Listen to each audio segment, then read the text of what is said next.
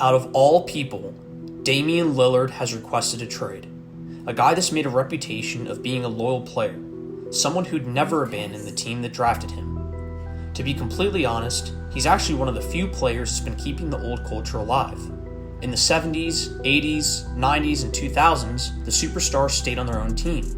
It was a sign of honor, toughness, and grit. The first player to shatter this culture was LeBron when he went to Miami in 2010. This was the start of what I would like to call the modern culture, one that doesn't care what people think, say, or do. The move to South Beach sparked the idea that if you can't win, join them. We saw this with Chris Paul on the Clippers in 2011 with Blake Griffin, Dwight Howard with the Lakers in 2012 with Kobe, LeBron with Cleveland in 2014 with Kyrie and Kevin Love, infamously Kevin Durant with Golden State in 2015 with the Splash Bros, and Kevin Durant again with Kyrie and Harden in Brooklyn in 2020. Moves like these change the way the players see the game, and now the priority is to win, no matter the cost. The question we need to ask is, when is it too much? Going back to Damian Lillard, we've seen news that he could be traded to Miami or the Clippers. The issue is, he's already signed a 2-year contract extension worth $122 million. Players are now realizing that instead of waiting until free agency to move teams, they can just sign a huge contract extension where they are and then just demand a trade. This really hurts a team because now the power is fully in the hands of the player that wants to be traded. But don't get me wrong, it does go both ways. If you do this too many times, franchises won't trust that you'll be fully committed to the contract that you signed. Imagine if every superstar wanted to join another good team. The league would be so lopsided it wouldn't even be fun to watch. Just picture Damian Lillard on a team with Kawhi Leonard and Paul George. Unfair, right? I don't think the solution to this is just vetoing trades, but the NBA needs to create some other incentive besides money that'll encourage a player like Lillard to stay where he is.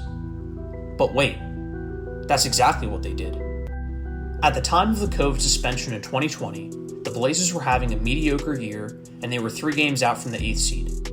When the idea was brought up about resuming the season, but only having a couple get back up to speed games that didn't really matter, Lillard said he wasn't going to play unless they at least had a shot at getting into the playoffs. And honestly, that's fair. I wouldn't want to play meaningless games either. But as a response, the NBA implemented what we now know as the play-in. If you didn't know, the play-in is a mini tournament that allows the 9th seed and 10th seed to compete for a spot in the playoffs. As you can see, the 7th seed and 8th seed faced off against each other for the 7th seed spot, then the loser of that game faces the winner of the 9th and 10th seed for the 8th seed spot. You might not think this is a big deal, but it is. Let's use the 2009-10 season as an example. How would it make any sense that the 8th seed Thunder with prime KD, who won 50 games, can get eliminated from playoff contention by a Grizzlies team that's sub 500? Seriously? You know, I like the idea of creating an incentive for stars and lower seeded teams to play, but whoever drew up this idea obviously didn't think it through. I guess my point is, any player that signs a contract knew exactly what they were getting into. It was a chess move by Damian Lillard to guarantee as much money as possible, then one out. And if he does end up getting moved, I'd be worried that this could turn into a league-wide issue. So that's it for this video. If you guys liked or disliked my take, or even if you have any ideas for future videos, let me know down below in the comments. See you in the next one.